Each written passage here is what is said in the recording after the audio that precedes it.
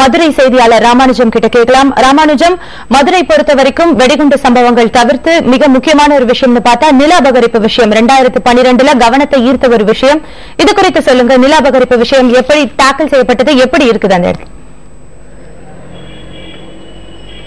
மதுரை மாவட்டத்தை பொறுத்தவரை திங்கள், புதன் மற்றும் வெள்ளிக்கிழமைகளில் மதுரை மாவட்ட காவல்துறை கண்காணிப்பாளர் பாலகிருஷ்ணன் பொதுமக்களிடம் நேரடியாக புகார்களை பெற்று வருகிறார்.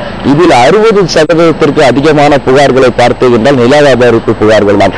நில அபகரிப்பு புகார்கள் வருவதை என்று அதற்கென்று தனியாக ஒரு பிரிவு உருவாக்கப்பட்டுள்ளது. மாவட்ட குற்றப்பிரிவு அதிகாரிகள் இதில் தனி செல்லாக செயல்படுகிறார்கள். இவர்களிடம் வரும் புகார்கள் குறித்து உடனடியாக ஒரு சிறிய விசாரணை நடத்தி ஓரிரு நாட்களுக்கு உடனடியாக முதல் தகவல் அறிக்கை பதிவு செய்யப்பட்டு வருகிறது.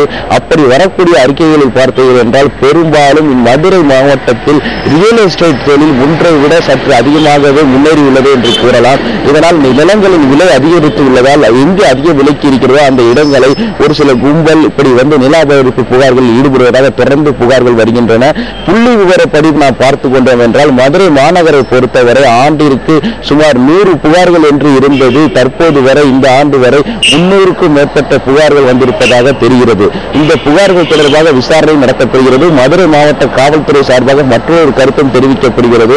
கடந்த 3 ஆண்டுகளுக்கோ இல்லை 5 ஆண்டுகளுக்கோ முன்னர் நிலத்தின் விலை மிக குறைவாக இருந்தது. ஆனால் இன்றைய நிலையில் நில மதிப்பு சற்று அதிகரித்து உள்ளதால் குறைந்த விலைக்கு விற்றவர்களை சிலர் புகார் தருகிறார்கள் என்ற குற்றச்சாட்டு கூறினாலும் 80% புகார்கள் நியாயமான புகார்களாகவே உள்ளன. குறிப்பாக கடந்த திமுக ஆட்சி நில அபகரிப்பு புகார்கள் குறித்து மனுக்கள் பெறப்படவில்லை என்பது ஒரு குற்றச்சாட்டாக இருந்தது.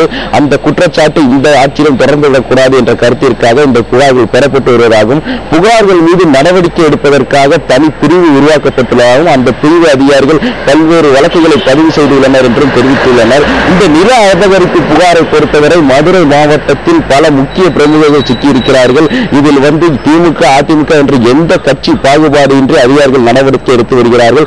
யார் மீது புகார் வந்தாலும் உண்மை இருக்கும் பட்சத்தில் வழக்குகள் பதிவு செய்யப்படுகின்றன. அது மட்டுமில்லாமல் மதுரை மாவட்டத்தை பொறுத்தவரை இதற்கு முன்னர் இருந்த மதுரை மாவட்ட காவல்துறை கண்காணிப்பாளர் அஸ்ராகார் மதுரையில் பணியாற்றும் போது வாரத்திற்கு ஒரு முறை பிரஸ் ரிலீஸ் அனுப்புவார். அதில் நாம் பார்த்தோம் என்றால் வாரத்திற்கு 50 85 புகார்கள் நில அபகரிப்பு புகார்கள் வந்ததாக புள்ளி விவரத்தோடு அவர் தகவல்களை தெரிவிச்சிருந்தார். சத்யபிரியா. ராமானுஜம் தொடர்பில் இருங்க. இப்போ